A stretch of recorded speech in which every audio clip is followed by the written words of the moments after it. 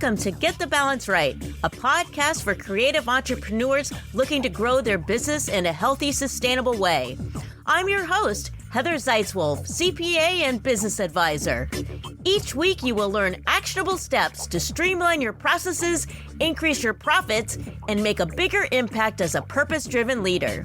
Join me in conversations with CEOs and renegades in digital media, marketing, advertising, and design.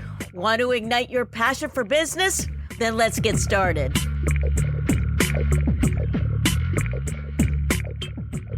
Hey everyone, welcome to Get the Balance Right podcast. I am your host, Heather Zeitzwolf.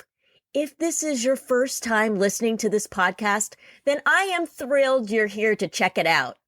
For my repeat listeners, thank you so much for continually tuning in. Today is a mini milestone. This is my 40th episode. I know I'm still wet behind the ears when it comes to podcasting, but if you have ever produced a podcast, then you know it is a lot of work. But I'm hanging in there because it is so incredibly fun and rewarding. I have the opportunity to have conversations with fascinating people and able to share that experience with you. I think that's pretty darn cool. If it wasn't for the podcast, I probably would have never met my guest today, Fernando Angulo. He is the head of communications at the mega company SEMrush. If you're in the search engine optimization or marketing space, then you're probably very familiar with SEMrush and their tools. They are a SaaS company that offer a wide range of products for online visibility management and content marketing.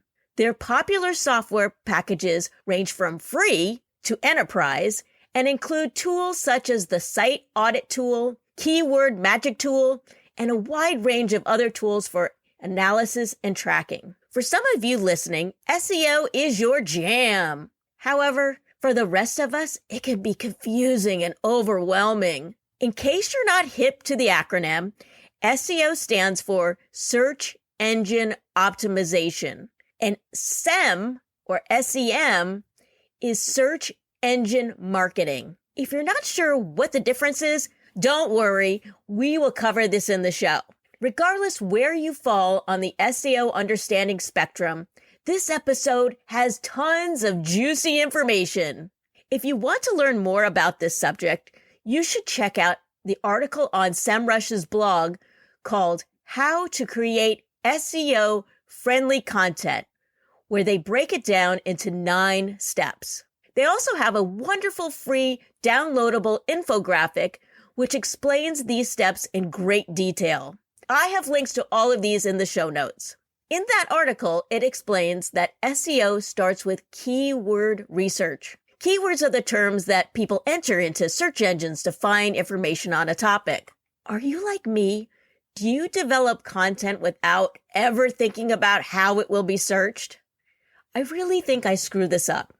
I just create content that interests me, and I never consider how or if it will come up in a search. However, I did use SEMrush's Keyword Magic Tool, and I rank number 1 in searches for vegan CPA. So I must have done something right. To rank higher, you need to be strategic.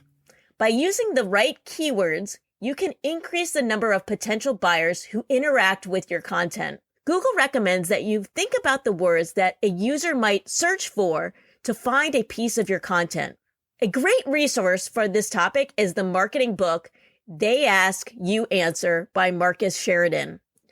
In the book, he explains how answering the questions consumers are searching for on the web can revolutionize your business. Marcus Sheridan explains the Big 5 that he discovered. The Big 5 are the type of content subjects or questions which drive the most traffic and sales. These types are pricing costs, problems, versus and comparisons, reviews, and best in class. He has found that constructing content around the Big 5 works just as effectively for B2C as B2B, no matter what the industry. If you produce content marketing, I highly recommend this book. And again, I have a link in the show notes. Our guest, Fernando Angulo, has been with SEMrush from the beginning. Over the years, he has held several leading positions where he helped the company build their all-star marketing team. He specializes in B2B search marketing, e-commerce, influence marketing, and has trained marketing teams of giant companies such as Expedia and T-Mobile. Fernando has lived and worked in Bolivia, Argentina, Chile, Spain, Czech Republic, and Russia. He is a very sought-after thought leader and is a featured speaker at over 50 top conferences worldwide each year. When Fernando's assistant contacted me to have Fernando on my show, I was shocked. I'm assuming they found my show through SEO. I must have done something right. I have had SEO specialists on my show before. Way back in the beginning, on episode 4, I interviewed Ben Herman from Madfish Digital, where he shared his journey in developing his SEO company. Madfish Digital is a certified B Corp. If you haven't heard this episode, I recommend that you check it out. Another SEO specialist who was a guest on the show more recently was Lucy Johnson from Shido. She was on episode 35, where we discussed her vegan digital marketing agency. Our conversation included some of the tools offered by SEMrush. After Fernando was booked to be on my show, I contacted these two guests to get their burning questions regarding the future of SEO. Fernando gives us the inside scoop on these well-crafted questions and much, much more. Regardless if you're an SEO expert or a newbie, this episode is chock full of insight to make your content marketing more effective. All right, here is my conversation with Fernando Angulo. Fernando, welcome to Get the Balance Right podcast. Thank you, Heather. Fantastic to be here. Of course, your name is Fernando, so the first thing that pops into my head is ABBA. I wish I could afford to play the ABBA song right now, cue it up, but I don't have that budget. But you said that you actually were listening to the podcast. That's so exciting. I actually have interviewed people that are in SEO before, and I went back and I asked them some questions to ask you. So we're going to drill you with some of those questions later on. But for the people that don't know who you are, can you just tell a little bit about yourself and your career with SEMrush? Yes, definitely. My name is Fernando Angulo. I've been working for SEMrush the last 9 years. It's going to be 10 this year. I was doing basically everything inside of the company related to sales, marketing, customer service. I was doing also paid advertising, affiliate marketing, basically everything from the beginning. Because it was 2011 when I started working for SEMrush. But a year before, I started working for another company that was founded by SEMrush. It's another project that is called SEO Quake. And if you are an SEO, if you are doing digital marketing since the last 10 years, you should have heard about SEO Quake. So SEO Quake is a toolbar that gives you a lot of metrics inside about what is happening with your website or your competitor's website. It's completely free. Right now, we have an advanced version of that toolbar. It's totally free as well. It's integrated to SEMrush, but it's more, let's say, it was refreshed. So we have a new look there and more information about the status, the health score of your website. So I was working for them at the beginning. Then I switched off to SEMrush because it was basically the same team, but the most important product and project was SEMrush. I started working as a salesperson, as a sales manager, because I really love to work with CRM systems. My favorite one is Salesforce. So imagine 10 years ago working with Salesforce, I was doing fantastic stuff, reaching out to different people because I already have the information about their search queries. So if they were searching about something, I had that information in my CRM system and I could reach out to them and say, hey, you are interested in this? Let me help you. And they were just amazed because it was really fast, their reply, and I was just touching their pain points. They wanted something interesting about their SEO strategy at that time, some links, and I was ready to offer a solution to that. But it happened that we were only 2 people in the sales and marketing team, and we needed to do a lot of marketing because we didn't have any social media platforms. We didn't have an email database of users. We were not doing anything in terms of digital marketing. So we started creating a database. We started creating social media networks. I started learning about influencer marketing because basically how we can improve the knowledge of the people was through influencers. because working with tools, analytical tools, competitive intelligence tools, is hard at the beginning. You need to have an education on that. We have the help of influencers from the very beginning till now. We started working with a community of really brilliant people. That's why we are telling all of our users that we are a product-centric company. So for us, the product is first. And the people who were helping us to build that product were influencers, the practitioners, and our most loyal users, those who were with us from the very beginning. We were having a lot of dinners, calls, events, parties, meetings in bars, a lot of beers with them for several years to understand what are their pains and what are the tools that we can provide them to solve their problems. So I was doing basically all that stuff from the last 9 years. Right now, of course, I'm head of communications. I'm working basically with the brand image team. I'm doing these talks. I'm doing a lot of presentations around who we are, about our culture, and of course, about the industry, because we have tons of data that we can use to explore what is the perception of people related to an industry, what is the user behavior behind a search query. So we have tons of data to use for doing that. Yeah, we're going to go into some of that data in just a minute.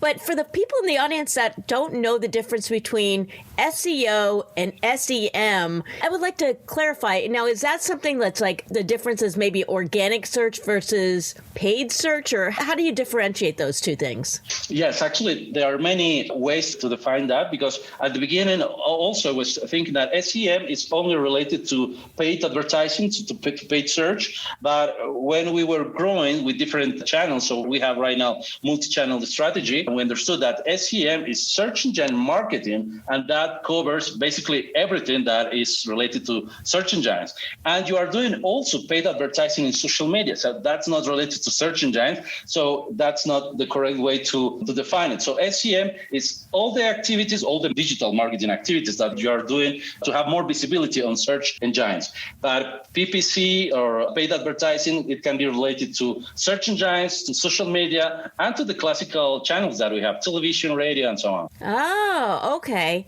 So the topic today is the state of content marketing in 2021. What is the state of marketing? This is basically our research starting from September 2019 till September 2020. We gathered all the information about what is happening in conversations in social media. We have analyzed 600,000 tweets. We have analyzed also hundreds of thousands. I believe there were about 800,000 search queries, the most popular ones related to content marketing, and around 1 million blog posts also that talk about content marketing. That's the core of the data, right? The analysis that we did. But we also compare that data, because there are just numbers there, with a survey that we held with 1,500 marketeers across the globe. We have a lot of collaborators, influencers, fans, clients. We asked them about their needs on content marketing. And we mixed both the data that we have from our analytical tools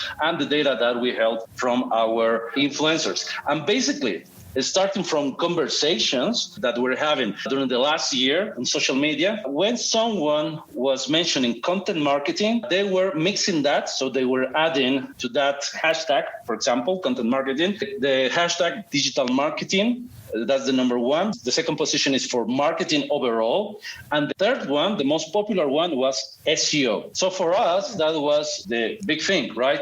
When someone was discussing or mentioning content marketing, they were also mentioning SEO. This year, that information, that data is going up even faster. Why is that? Because when we try to retrieve information about, okay, people are discussing about content marketing with SEO and what else they have there. They were searching on social media, right, to be part of conversation and discussions about content marketing, SEO, and strategy. So strategy was one of the topics that were most popular during the last year. And we also tried to analyze, okay, so when someone was sharing something about content marketing or a strategy, they were using what? Images, links, or just text. And we found that overall 90% of the people, they were using images. So if we are talking about content marketing, you need to use some visuals, because that was the starting point for a conversation. And then 96% of those tweets, of those messages, they contained a link.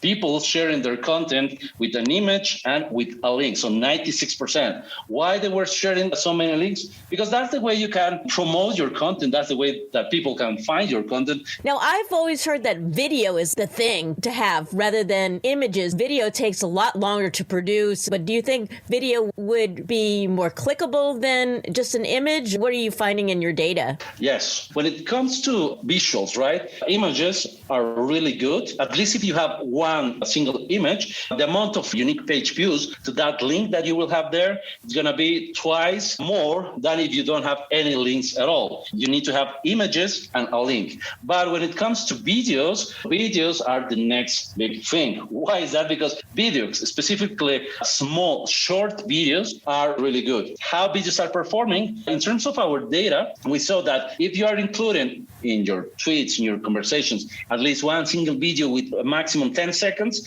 you will receive at least 13 shares. So you will have more visibility from people. But that's only for Twitter conversations. If we go to the content that you're producing, to your blog page, for example, if you include one video, 2 videos, or 4 videos, you will receive more, at least 2 or 3 times the number of visitors to that page. If you have only plain text and no images at all, the content that you're producing is not going to be performing that well as if you have, for example, one image, one video, and there is another type of content. That type of content are lists. So it's just text. But if you have a format of an ordered list, for example, for a person, it's going to be visually more specific for the things that you are looking for. For example, how to write a blog post, right? You're going to have the step number 1, step number 2, step number 3, and that visually is more informative than just plain text. So a big wall of text explaining all of that is going to be useless for the user. Having images and videos, that's going to be impacting the performance of your content in a very good way.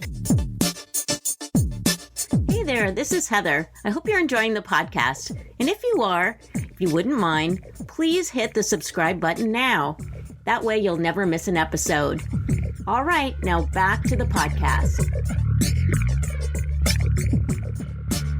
I guess the whole thing with SEO is people think, I have to reproduce all of the text. But you're talking about the actual bulleted list being an image. So that seems like that wouldn't be as searchable. But is it because it's an image that it just gets more clicks? No. If I understood, we have the visuals, right? The first visual, of course, are the images. And the second one are the videos. To have more visitors, more shares on social media, and to earn more backlinks from other resources, because you have already established hierarchy of content, and the content that you're sharing has a format, right? The format is very specific. Your title needs to be something really engaging. Then you have your headers. After each header, using, for example, after the first header, something that we were trying, if you visit our blog, we have always an image. It can be related to the content or related to the headline, right? Just for the first sketch that you receive when you're opening that. In your mobile devices, that will look just amazing.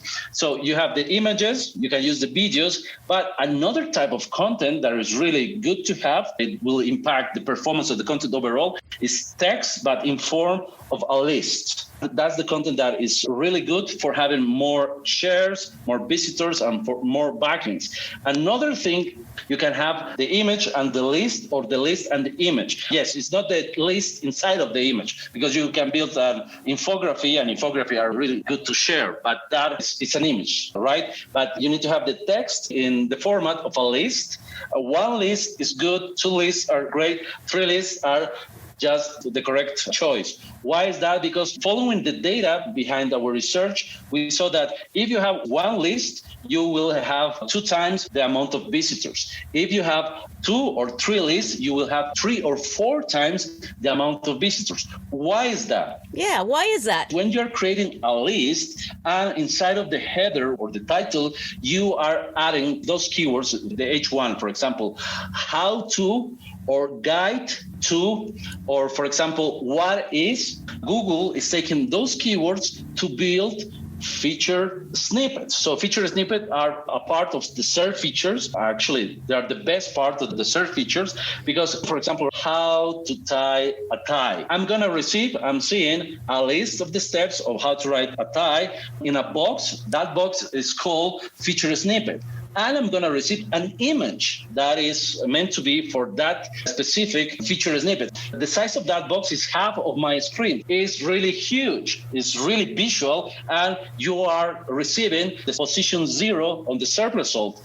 For that kind of search queries, how to open a bank account, how to trade FTAs, how to build a house, whatever the how to is, you can receive a feature snippet. So that's why it's important to have a list, 2 lists, or 3 lists, because you will receive a beautiful feature snippet. And if you have the image supporting that list, so you can have both results, one that is going to be in the search results and the other one is going to be in the image search results, which is just a win-win for everyone. So the snippets, that's the key. So it's not a matter of, I guess years ago you used to put stuff in the tags and the code or whatever. I guess they don't do that anymore. So it's all about what's on the page.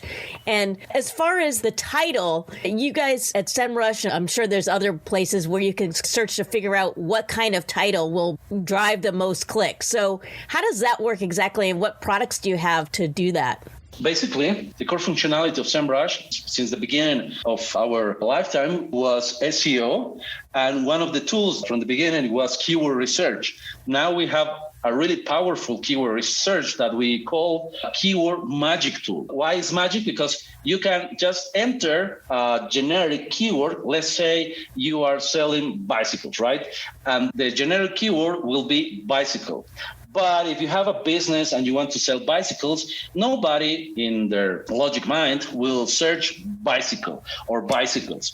They will use search queries, for example, mountain bicycles, red mountain bicycles, or bicycles for winter season, or bicycles store next to my location, whatever. So the generic term is meant to be just for understanding what is the overall volume of people interested on that search term. But if you go to the long tail keywords, you have more than one single keyword, more specific search queries that will be interesting for any other businesses. For example, you are selling not only bicycles, but some parts to repair bicycles, right? You will name that part, then the name of the bicycle, then where to find that bicycle. So the location of the store, or something even better that is working really right now, you will write content about how to repair that type of bicycles or how to get that bicycle shipped to your house. So those how-tos needs to be in the product page of that bicycle, how to pay the insurance or how to avoid accidents, how to, whatever the condition for that how-to, you can find it. With that keyword magic tool, you will find all the how-to questions around bicycles. I'm searching right now on SEMrush, and there are more than 37,000 how-to questions around bicycles. So you just need to have some creativity and, of course, some inspirations to say, okay, I have this product, whatever the product is, then you go to search to keyword magic tool, type the generic keyword, then you have this button that is called questions. You transform that generic keyword into questions, and you will receive this list with the how-tos, which is one of the main questions. But there are other type of questions that every website needs to have. And those questions are, of course, what is, where to find, and of course, how to use it. So those three main questions are created already feature snippets. If you ask anything on Google, any questions, where to find, I don't know, an Amazon store, how to build a house, what is any disease, right? You will receive a feature snippet. So right now, the main goal for businesses should be to repurpose their content to have those type of results. Why is that? Because you're going to have a lot of visibility and people are going to be trusting more because that snippet is really huge. Okay, so if you're selling some sort of product, then it would be to your advantage to have a blog where you post things about how to use your products. That's one of the ways you can do it. If you have an e-commerce, of course, you need to have the team, the copywriter or the blog editor for having a blog. But there are a lot of e-commerce businesses that they don't have, and I believe they don't need a blog. They just need to have more content, more words inside of their product pages. Because one of the biggest mistakes for e-commerce is that this is another research that we have, 96% of e-commerces, they just have low word count. They are lacking from the amount of words that they need to have more visibility. If you are selling tires, ties, or shoes, whatever the product that you're selling, go to that landing page of that specific product, the one that you want to sell more, because you have your star products, right? If you have a store, and then you need to go there and create the description of the product, how to use that product, and other questions related to that product in that specific page, if you want to have those feature snippets. The more words that you are going to be adding to that product page, the more feature snippet you can get from there. We have a winner for the largest amount of feature snippet on one single URL, and that's 6,000 feature snippets for one single URL. Wow. And you can imagine, what is the industry of that page? It's a bank. If you have a bank, you have financial products. That's the way you can promote your financial products, a credit, a mortgage, or insurance, because people will have a lot of questions around your product, your services, and they want to know more. And if you can explain all those questions in that page, that will be amazing for you. This is really interesting stuff. When you were collecting this data, how does this work? Cross-referencing different things like the tweets and the blogs and all of that? We have our own data, and we have third-party tools providers' data as well. But in terms, for example, the first part of our research, we analyzed 600,000 tweets. That's basically one part of SEMrush. We have a tool that is called a social media tracker. So this is an advanced tool for social media analytics and competitive research. You can just put your own domain and we will find all the social media accounts that you have immediately. You don't need to find it. Then you want to compare your social media status with the competitors, just add there in social media tracker the domain of one of your competitors. We will find all the social media, Pinterest, YouTube, Twitter, Facebook, whatever. We will find it for you. So you can add there all your competitors and we will find all their social media networks. Then we will start doing the research of what is the top content that they're sharing, how is the engagement rate, and what is the type of content that they're sharing, what is the status over time with their growth in terms of audience, in terms of engagement, in terms of activity. So basically everything. With that tool, we can say, okay, we want to find how people were reacting or how people were contributing with content marketing. In terms of the keyword research, we have this tool that I mentioned to you, Keyword Magic Tool. Right now, we have around 28 billion keywords in 23 or 24 languages. So just for United States, Canada, and all the English-speaking countries, we have more than 1 billion keywords there. For any new keyword that will appear, those keywords are going to be added at the beginning of the month if there are some popular ones. But for the rest of the terms, the most used ones, we have already all that data there. And we can create big reports in terms of, okay, people searching for content marketing, that's our own data. We found around 800,000 people searching for different resources. And those resources, we have the links for all those results as well. In terms of content marketing, we have a tool that is called Content Marketing Analyzer. And inside of that, we have a tool that is called Content Audit. There we can see the performance, how many words any specific content has, how people are reacting to that content in terms of shares and backlinks. All the information from this research was created just using our own tools. If you are a marketer, you could really utilize a lot of your products to do fantastic strategies. Wow, that is very cool. I want to get to some questions that I told some of our prior guests that are in SEO that you're coming on the show. I got some questions questions from them because they specialize in this. The first question is from Ben Herman from Madfish, and he says, I'm always curious to know what platforms like SEMrush can share regarding their product roadmap. With SEO and SEM changing, it's great to hear about trends the platforms like SEMrush are seeing and how it is influencing their decision-making as they innovate on their service. Yes, that's a fantastic question. We saw so many changes during last year, so many new channels to promote the content that people are sharing. We have a really huge roadmap for next years to come, but I'm only allowed to share a few of them. One of them, of course, is one of the projects that we have already online. People basically are searching for everything to find their answers on Google, right? It's 97% or 95% depending on the country. When it comes to searching for information about products, Amazon is the big leader. From last year, Amazon, it was the big winner because people were just not searching for information about products. They were buying from Amazon a lot. For resellers, they were trying to promote their products through Amazon. So we built a completely new service that is called Sellerly. Part of our plans is to invest more time, more effort on building this competitive research tool for Amazon, because that's a completely new environment from us. And we have added A/B testing tools for resellers so they can change their images, they can change the content for the products, they can change the price of their products, and everything working in an A/B testing system connected to Amazon. They can see what is the best way to offer the products. Additionally to that, we have a very important source of information that is traffic analytics, from which sources people are entering more to a certain product, right?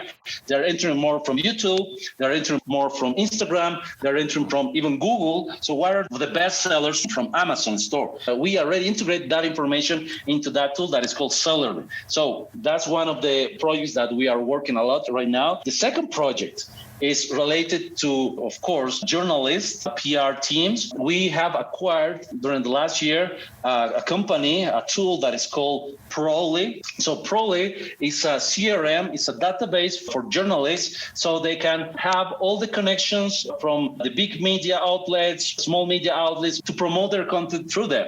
And they can work as a CRM with all the connections, with the content that they have in a pipeline, so they can have all the content that they can share in one single place. Because in terms of SEO, backlinks are still important. But in terms of higher level SEO, if you have a PR link, let's say from the New York Times, from BBC, whatever, so those links are really good, amazing to have. This platform is contributed some way to have that, but to have that in an organized place and to have connections from different sources so you can work with that. So Amazon and PR marketing as well. He had a second part to his question, and that is, I'm also curious how SEMrush views trends like cookies going away, the recent iOS 14 update and its impact on Facebook tracking, combined with the evolution of privacy by design, and how or if those types of things influence their path forward. Yes, that's a great question. And I need to go back with my reference that SEMrush will be a product-centric company. We heard a lot of stuff around the cookies, around how Facebook is changing their own terms and conditions. This is something that can affect us somehow at some point, but right now we are asking, and we have this tool that is called User Voice inside of our homepage and our tools. If someone wants a feature to solve any digital problem, they can add that into that User Voice. One of our product owners, we have 23, they will take that problem if they see interest from the people. So we have this cookies problem, but people interested in solving that, they're just not too many. Right now, it's not a problem. Maybe at some point in the future will be a huge problem, but right now, nobody needs a solution for that. We're going to be, in this case, and in any other case, more reactive company than a proactive company. Why is that? Because we are a business, right? And if we are following those trends, trying to perform something new that nobody really needs right now, we cannot do better tools just on hypothesis. This question is from Lucy Johnson from Shido, and she said, I'd love to hear their thoughts on AI written content. Do they think it'll take off? Do they think it'll ever be as good as human written content? And will it become less easy to spot? Oh, I love that type of questions.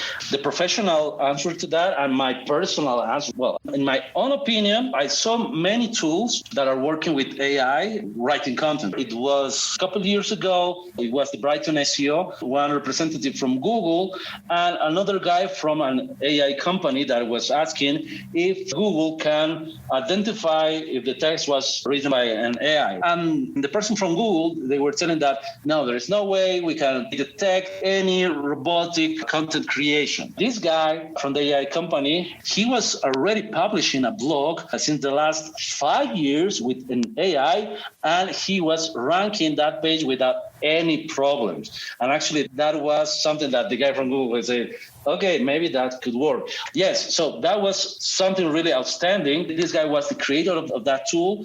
That tool right now is integrated to big platforms such as Tableau. I believe it is with Toolbox as well, and is performing well with Excel. So if you have a table of just columns and numbers and some easy information from there, this AI will create a report explaining what is inside of that spreadsheet, for example. For analytical tools as Tableau, that is their main function. You have all the graphs, all the stats between year over year, or the revenue of the company with different numbers. This tool is creating the text for those type of reports, because basically you can have all the information from just the first view.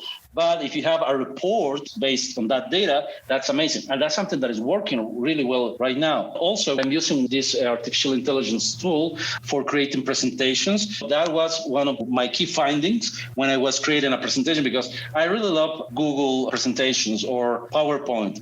But there is a tool that is powered by artificial intelligence. So if you are not good in design, or you are not good matching the colors or aligning the stuffs in your presentations, there is a tool that is called beautiful.ai. So you can create presentations with the help of artificial intelligence, which is really awesome. You don't need to be an expert on design or that kind of stuff. And if you want to create a presentation based on SEO, you just need to type there SEO and you will have the template. So that will fill your needs.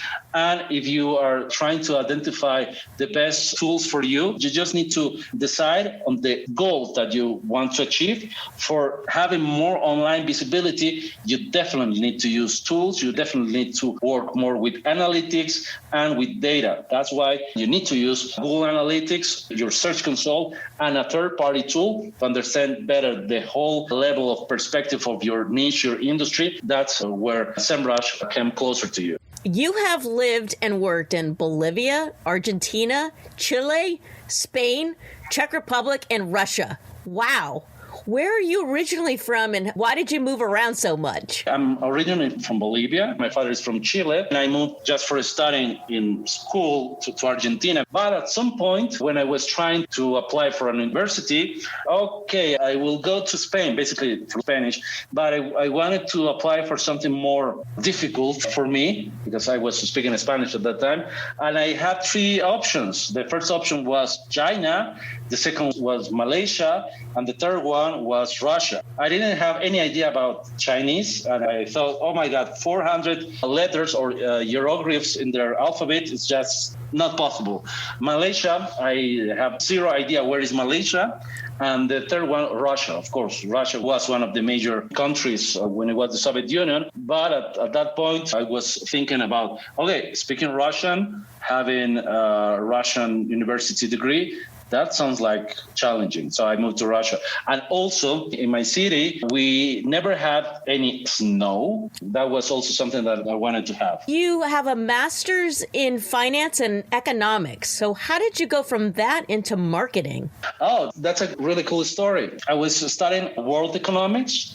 Then I did a master in finance. Then one of the courses that I really loved was marketing. We have that in finances as well, because we needed to measure the impact of all our company's activities. And I had a really interesting professor that was talking about digital marketing and how we can create a company through a website. So I built my first website in 2006. And it was really easy to rank that website in the first position because I was not working on Google. I was working in another search engine that is Yandex, that it was meant for Russia.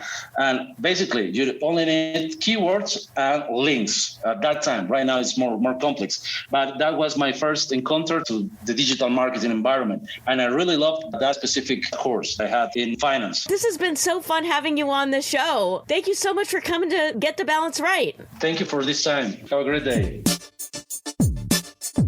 Hey, this is Heather. Thanks so much for listening to the podcast. If you found value in the show, I'd really appreciate it if you gave me a rating on iTunes, or just simply tell a friend about it.